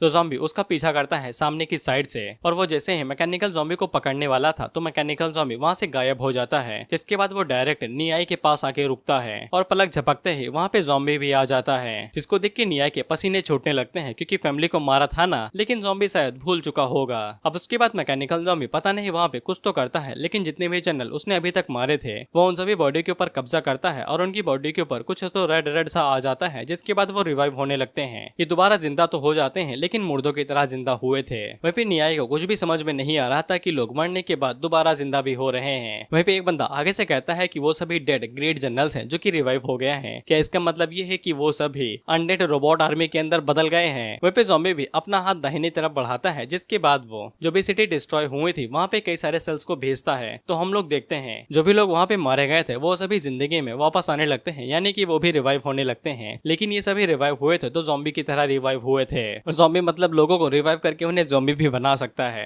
वहीं पे इंसान जैसे ही इस चीज को देखते हैं तो वो आगे से चिल्लाते हुए कहते हैं कि ये लोग तो ज़ॉम्बी के अंदर बदल गए। ये देख के इंसानों में से एक बंदा कहता है कि मेरी ग्रेट आंट्स और ग्रैंड पा वो सभी ज़ॉम्बी के अंदर बदल चुके हैं, क्या क्या देखना पड़ रहा है। वहीं पे हम लोग वायलेट और लैनगी को देखते हैं और वो लोग पीछे मुड़ के ज़ॉम्बी को देखती हैं। तो ज़ॉम्बी अपनी ब्लड लाइन पावर का इस्तेमाल करता है, तो जो भी ज़ॉम्बी उसने अभी तक बनाए थे वो उन सभी के ऊपर होलो मास्क ले आता है, जिसको देख के ये दोनों आगे से चिल्लाते हुए कहते हैं कि इन्हें होलो मास्क मिल गया, हमारा तो डिस्ट्रॉय हो गया। जिसके बाद वो आगे बढ़ने लगते हैं। वहीं पे लैनगी आगे से कहती है कि ये पावर तो बिल्कुल हमारी की तरह है, जैसे कि सेकंड फॉर्म। अब इसके बाद ज़ॉम्बी सामने की तरफ इशारा करता है, तो वो सभी तेजी के साथ आगे बढ़ते हैं और जो अनडेड रोबोट आर्मी थी ज़ॉम्बी के ज़ॉम्बीज उनको बड़ी आसानी के साथ डिस्ट्रॉय कर देते हैं। इतनी तरीकों से मारते हैं कि पूछो नहीं। कोई सर फोड़ देता है, तो कोई बीच से अलग कर देता है, कोई दिल चुरा लेता है, तो कोई दफना ही देता है। मैकेनिकल ज़ॉम्बी को समझ में आ जाता है कि हम टाइम वेस्ट करना बर्बाद है। इसके बाद वो तेजी के साथ आगे बढ़ता है और ज़ॉम्बी के ऊपर अटैक करता है, तो ज़ॉम्बी भी सामने से एक पंच मारता है, जिससे वहां पे एक और तगड़ा धमाका होता है और सिटी हिलने लगती है।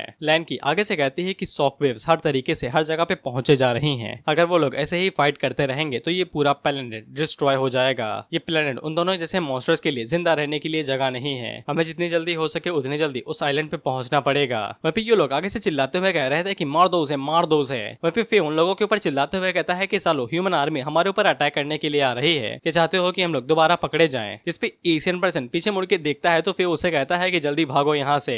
इसके बाद वो लोग उनके पास जितना भी डेटा था उसे जला देते हैं और वहां से भागने लगते हैं। अब इसके बाद वो लोग हेलीकॉप्टर के ऊपर बैठते हैं और फिर उसे कहता है कि भागो यहाँ से। लेकिन वो बेचारा उड़ाने की कोशिश तो कर रहा था, लेकिन वो लोग भाग नहीं पा रहे थे क्योंकि लैनगी ने हेलीकॉप्टर पकड़ लिया था। वहीं पे ये तीनों आगे से चिल्लाते हुए कहते हैं कि तुम लोग तो अभी फ्रंट लाइन के ऊपर थे, अचानक से यहाँ पे कैसे आ गए। लेकिन लैनगी उनके प्लेन को साइड में फेंक देती है, जिससे वो विस्फोट कर जाता है। जिसके बाद वो लोग इन तीनों को पकड़ लेते हैं। वहीं पे वायलेट एशियन पर्सन को पकड़ लेती है और उसे कहती है कि तुम एशियन ह्यूमन हो ना, मैं सोच रहे थे कि तुम कमाल की दिखोगे क्योंकि मैंने तुम्हें रोबोट के अंदर देखा था, लेकिन तुम तो एक बुड्ढू निकल गए, वो भी टकले, और ये सारा बवाल तुम्हारी वजह से हो रहा है। जल्दी से हमें बताओ कि हम लोग उसे कैसे रोके। जिसपे एशियन पर्सन आगे से कहता है कि तुम किस बारे में बात कर रही हो, मुझे कुछ भी नहीं पता है। वायलेट उसे कहती है कि मैंने पूछा कि उसे कैसे रोका जाएगा। जिसपे एशियन पर्सन आगे से कहता है कि हमें वो भी अंदाजा नहीं है कि उसे कैसे रोका जाएगा, कोई भी उसे रोक नहीं सकता है। लेकिन वायलेट काफी ज्यादा वायलेंट होती जा रही थी और वो मारने काटने पे उतर आई थी। लेकिन लैनगी उसे कहती है कि उसे नीचे रख दो, हमारे पास दूसरे तरीके भी हैं। जिसके बाद लैनगी आगे बढ़ती है और वो एशियन पर्सन के ऊपर एक कट मारती है, जिसके बाद वो ज़ॉम्बी की तरह ही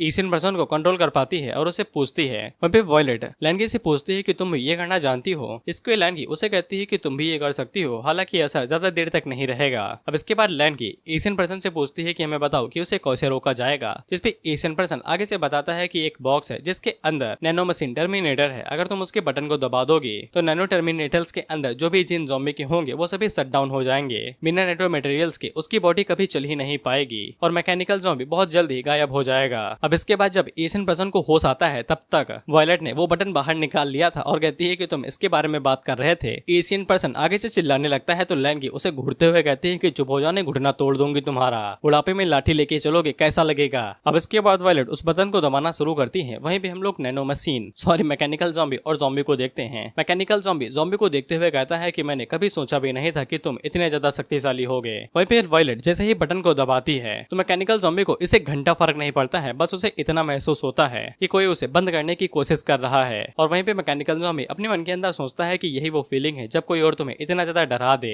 अब मुझे ये समझ में आ रही है। वहीं पे वायलेट आगे से चिल्लाते हुए कहती है कि ये काम क्यों नहीं कर रहा है। जिसपे एशियन पर्सन आगे से कहता है कि ऐसा नामुमकिन है, बिना सपोर्ट के उसकी बॉडी जिन को कंटेन ही नहीं कर पाएगी और वो जिंदा कैसे रह पाएगा। इसके बाद एशियन पर्सन खुद ही आगे बढ़ता है और बटन को दबाते हुए कहता है कि ये काम कैसे नहीं कर रहा है। वहीं पे मैकेनिकल ज़ॉम्बी आगे से कहता है कि शायद से बाहर वाले लोग हमें देख रहे हैं। अब इसके बाद हम लोग देखते हैं कि मैकेनिकल ज़ॉम्बी का जो नैनो मटेरियल्स थे वो भाई अलग से डिस्ट्रॉय हो जाते हैं, या फिर पता नहीं कुछ तो होता है, बताया तो जा नहीं रहा है, लेकिन वहाँ पे बहुत ज्यादा पावर रिलीज होती है। वायलेट एशियन पर्सन से कहती है कि तुमने तो कहा था कि वो गायब हो जाएगा जैसे ही नैनो मशीन जो ज़ॉम्बी की जीन्स को कंटेन कर रही है वो गायब हो जाएंगी। वहीं पे हम लोग ज़ॉम्बी के जीन को देखते हैं जो कि मैकेनिकल ज़ॉम्बी वाला था और वो दोबारा वहाँ पे बनना शुरू हो जाता है। जिसके बाद वहाँ पे एक तगड़ा धमाका होता है और जब वो सभी लोग मैकेनिकल ज़ॉम्बी की तरफ देखते हैं तो मैकेनिकल ज़ॉम्बी अब वहाँ पे इंसानों की तरह ह्यूमन बॉडी के अंदर आ चुका था। और वो वायलेट और एशियन पर्सन से कहता है कि मैं तुम लोगों से माफी मांगना चाहता हूँ, तुम्हारी बटन काम नहीं करेगी और ये मैकेनिकल ज़ॉम्बी की 5th फॉर्म है। वहीं पे ये लोग मैकेनिकल ज़ॉम्बी की 5th फॉर्म को देख के और भी ज्यादा घबरा जाते हैं और आगे से चिल्लाने लगते हैं। और मैकेनिकल ज़ॉम्बी आगे से कहता है कि बिना उन नैनो मशीन्स के भी मैं परफेक्टली फाइन हूँ और आराम से जी सकता हूँ। जिससे ये लोगों का बड़ा सा मुंह खुल जाता है और आगे से चिल्लाते हुए कहते हैं लेकिन कैसे। निया एआई आगे से कांपते हुए कहती है कि ये किस तरीके का मॉन्स्टर है जिसका सामना हमारे एंसेस्टर्स ने किया था। एक ऐसी ताकत जो कि इंसानों के समझ के परे है, जो कि दुनिया के लोगों को इधर के उधर पलट सकता है। वहीं पे वायलेट आगे से कहती है कि ये ताकत और भी ज्यादा बढ़ती जा रही है, बहुत ज्यादा प्रेशर बढ़ते जा रहा है। अब इसके बाद मैकेनिकल ज़ॉम्बी असली वाले ज़ॉम्बी से कहता है कि मिस्टर ओरिजिनल, मुझे बताओ तुम भी ये सब कुछ ट्राई करना चाहते थे ना जो मैंने किया है। ये सुन के इन दोनों की बोलती बंद हो जाती है और इनका बड़ा सा मुंह खुल जाता है। हालांकि ज़ॉम्बी आगे से कोई भी जवाब नहीं देता है। वहीं पे ये लोग आगे से कहते हैं कि हम लोग इस बीच लड़ाई में क्या कर रहे हैं, भगवान हमें कोई तो बचा लो। अब इसके बाद ज़ॉम्बी वाले जितने भी ज़ॉम्बी थे वो सभी तेजी के साथ आगे बढ़ते हैं और मैकेनिकल ज़ॉम्बी के ऊपर अटैक कर देते हैं। लेकिन मैकेनिकल ज़ॉम्बी आगे से स्पेस की पावर को इस्तेमाल करते हुए उन सभी को डिस्ट्रॉय कर देता है और इन्हें डीजनरेट करके आइटम्स के अंदर बदल देता है। वहीं पे गाओ आगे से कहता है कि ये तो पक्का हमारे किंग की तरह दिख रहा है। जिसके बाद ब्लैकी ज़ॉम्बी से कहता है कि आप दोनों यहाँ पे ऐसा नहीं लड़ सकते हैं, अगर आप इसी तरीके से लड़ते रहे तो फिर सारे लोग यहीं पे मारे जाएंगे। इस पे ज़ॉम्बी आगे से कुछ फैसला करता है, जिसके बाद वो अपने हाथ को उठाता है और अपने चेहरे के ऊपर रख लेता है। लैंकी और वायलेट अपने मन के अंदर सोचते हैं कि अब ये क्या करने वाला है। तो हम लोग देखते हैं कि ज़ॉम्बी दोबारा अपनी फॉर्म को चेंज कर रहा था और ये 6 फॉर्म होने वाली थी।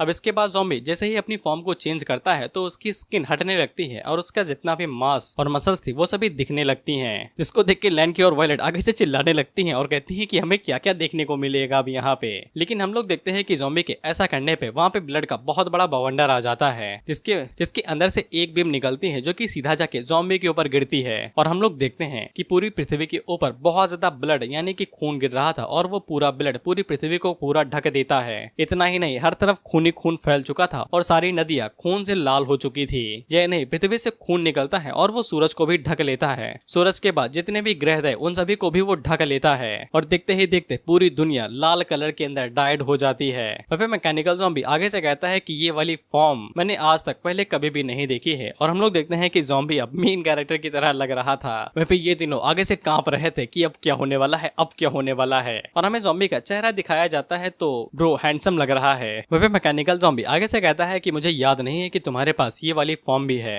और इस समय यहाँ का माहौल इतना ज्यादा खराब है कि हर तरफ हवा चल रही है, बिजली गिर रही है, इसलिए ये सभी लोग काफी ज्यादा घबराए हुए थे और उन्हें कुछ भी समझ में नहीं आ रहा था। और ये लोग आगे से बस यही दुआ मांग रहे थे कि हमें बख्श दो, हमें बख्श दो बस। वह पे ज़ॉम्बी चुपचाप खड़ा था और उसे कुछ भी कहना नहीं आ रहा था। सभी इंसान भी ज़ॉम्बी की ही तरफ देखे जा रहे थे क्योंकि अभी वही यहाँ पे गॉड है। मैकेनिकल ज़ॉम्बी उसे कहता है कि मुझे एक्सप्लेन करो, अगर तुम मुझे मारने ही वाले हो तो कम से कम तुम मुझे इस बारे में बता ही सकते हो। तो ज़ॉम्बी आगे से उसे बता देता है कि जब उसने मेटल स्किन्ड ह्यूमन सिविलाइजेशन को डिस्ट्रॉय कर दिया था उसके बाद उसने इस वाली फॉर्म को सीखा था।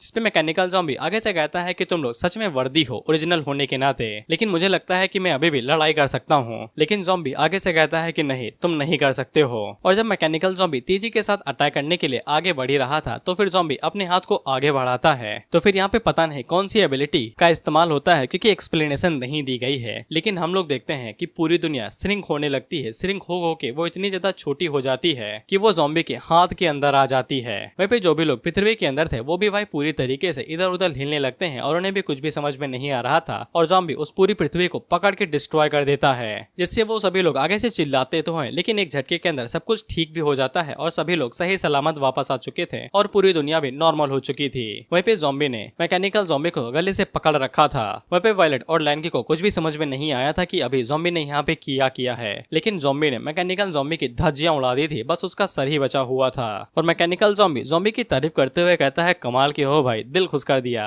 वहीं पे इन तीनों की हालत देखो, लेकिन भाई इस बंदे के अंदर दम है, इसने अभी भी कैमरा नहीं छोड़ा है। वहीं पे वायलेट आगे से कहती है कि मुझे लगता है कि शायद से उसने पूरे स्पेस को ही कंट्रोल किया था और ऐसा लगता है कि हम लोग मर के दोबारा जिंदा भी हो गए हैं। वहीं पे मैकेनिकल ज़ॉम्बी मरने से पहले ज़ॉम्बी से कहता है कि मैं अभी भी फील कर सकता हूँ वो नफरत जो तुमने अपने दिल की गहराइयों में इंसानों के लिए दबा के रखी है। तुम उससे नफरत करते हो ना इंसानों से। ज़ॉम्बी मैकेनिकल ज़ॉम्बी से कहता है कि तो इसका मतलब यह है कि तुम्हें कभी अंडर कंट्रोल रखा ही नहीं गया था। जिसमें मैकेनिकल ज़ॉम्बी आगे से कहता है बिल्कुल ठीक, मैंने तुम्हारी बॉडी के अंदर काफी अच्छी लाइफ जी है, तो फिर तुमने मुझे किसी दूसरे के हवाले क्यों कर दिया। इससे वायलेट और लैंकी बहुत ज्यादा हैरान होते हैं कि यहाँ पे क्या बात चल रही है। मैकेनिकल ज़ॉम्बी आगे से कहता है कि मैं तुम्हारी बॉडी के अंदर काफी आराम से ठीक था और तुम्हारी बॉडी के अंदर ही जिंदा था, मैं तुमसे कभी अलग ही नहीं हुआ था, लेकिन तुमने मुझे डुआन जैसे एक इंसान के हवाले कर दिया और मुझे पक्का यकीन है कि तुमने सोचा होगा कि आज जो कुछ भी हुआ है ऐसा कुछ आगे हो सकता है। तुम्हारी परमिशन के साथ ही मैंने दूसरे इंसानों को जो कि कमजोर थे उन्हें अनइमेजिनेबल पावर देने का फैसला किया।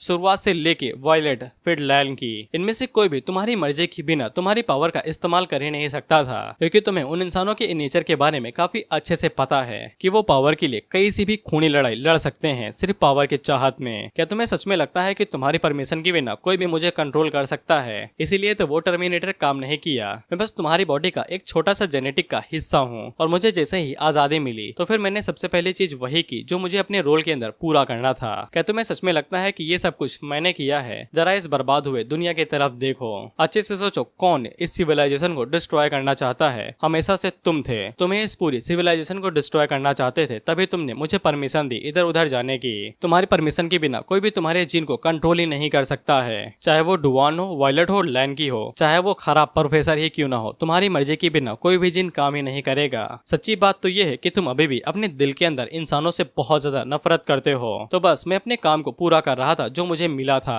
अब इससे लैन की और डुवान काफी ज्यादा हैरान हो जाते हैं। वहीं पे एक बंदा आगे से कहता है कि मम्मी, क्या ये अपने खुद के जीन से बात कर रहा है? अब ज़ॉम्बी मैकेनिकल ज़ॉम्बी से कहता है क्या तुम्हारा काम खत्म हुआ? मैकेनिकल ज़ॉम्बी कहता है कि नहीं, लेकिन मैंने यहाँ पे कई सारे लोगों को पहले ही मार दिया है। इनफैक्ट मैंने आधी से ज्यादा इंसानियत को पहले ही मिटा दिया है। क्या तुम्हें सच में लगता है कि अब इस दुनिया को बचाने के बाद तुम्हें सच में गुडविल मिलेगी? वो लोग तुम्हारी इज्जत करेंगे तो वो तुमसे डरेंगे, तुम्हारी पीठ पीछे तुम्हारी बुराई करेंगे। तो फिर तुम ये पूरी दुनिया एक बार में खत्म क्यों नहीं कर देते हो? दोबारा एक नई शुरुआत करते हैं। लेकिन ज़ॉम्बी आगे से मना कर देता है। तो मैकेनिकल ज़ॉम्बी उसे पूछता है तो फिर तुम क्या करोगे? जो लोग पहले ही मारे जा चुके हैं, क्या तुम उन्हें दोबारा ज़ॉम्बी की तरह जिंदा करोगे? लेकिन ज़ॉम्बी आगे से सीरियस होकर कहता है कि नहीं, मैं उन्हें दोबारा जिंदगी में वापस लेके आऊंगा। इसे मैकेनिकल ज़ॉम्बी आगे से हैरान होता है कि ये कौन सी बात कर रहा है। अब ज़ॉम्बी आगे जो करने वाला है, मैं उसके लिए ज़ॉम्बी को गॉड का टाइटल लिख के देता हूँ। ज़ॉम्बी अपने सीने को चीरता है और अपने सीने से अपने दिल को बाहर निकाल लेता है, जिसको देख के ये लोग आगे से चिल्लाते हुए कहते हैं कि दिल को बाहर निकाल लिया।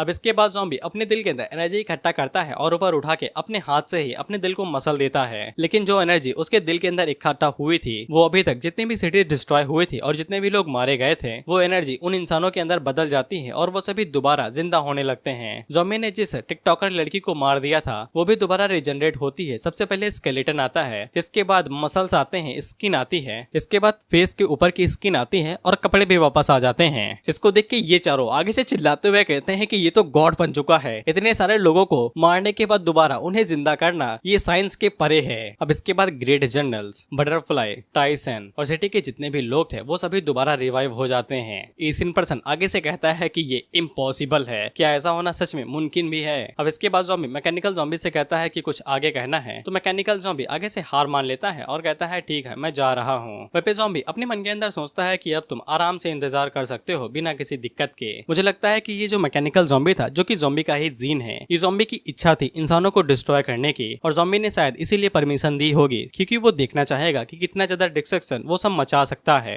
लेकिन जब बात उसकी खुद की सिटी की आई, तब ज़ॉम्बी सामने आ गया। अदरवाइज मुझे नहीं लगता है कि अगर ज़ॉम्बी को दुनिया डिस्ट्रॉय करनी हो तो उसे किसी जीन की जरूरत है, भाई अकेला ही काफी है। अब इसके बाद वहाँ पे हेड और गैंग आ जाते हैं, जो कि उन दोनों से पूछते हैं क्या तुमने प्रोफेसर फे को पकड़ लिया? इस पे वायलेट उसे कहती है कि इन दोनों के ऊपर नजर रखो, मुझे अभी के अभी फ्रंट लाइन पे जाना पड़ेगा। इसके बाद लैन की और वायलेट तुरंत भागते हुए ज़ॉम्बी के पास जाने लगती हैं। अब इसके बाद हमें एक्सप्लेनेशन दी जाती है कि जिस वेपन को डॉक्टर फे ने ज़ॉम्बी से निपटने के लिए बनाया था एशियंट पर्सन के साथ मिला के, वो ज़ॉम्बी का एक क्लोन था, जो कि इस बात को दिखा रहा था कि ज़ॉम्बी अभी भी इंसानों से बहुत ज्यादा नफरत करता है। जो भी कुछ उसके क्लोन ने कहा वो बिल्कुल बात सत्य थी। जो खुद इंसानियत को डिस्ट्रॉय करना चाहता है, वो आखिर में ज़ॉम्बी ही है। लेकिन कभी न खत्म होने वाले अकेलेपन को और ज्यादा न सहने के लिए ज़ॉम्बी ने एक अननोन सिक्स्थ फॉर्म का इस्तेमाल किया, ताकि वो दुनिया के ऊपर रह रहे लोगों को बचा सके। और उसने अपने हाथों से ही अपने ही दिल को क्रश कर दिया, जिसके अंदर नफरत भरी हुई थी। और जैसे ही उसकी क्लोन की बॉडी, जो कि उसकी जीन से बनी थी, गायब हो गई, वैसे ही उसने अपनी गलतियों का पश्चाताप कर लिया।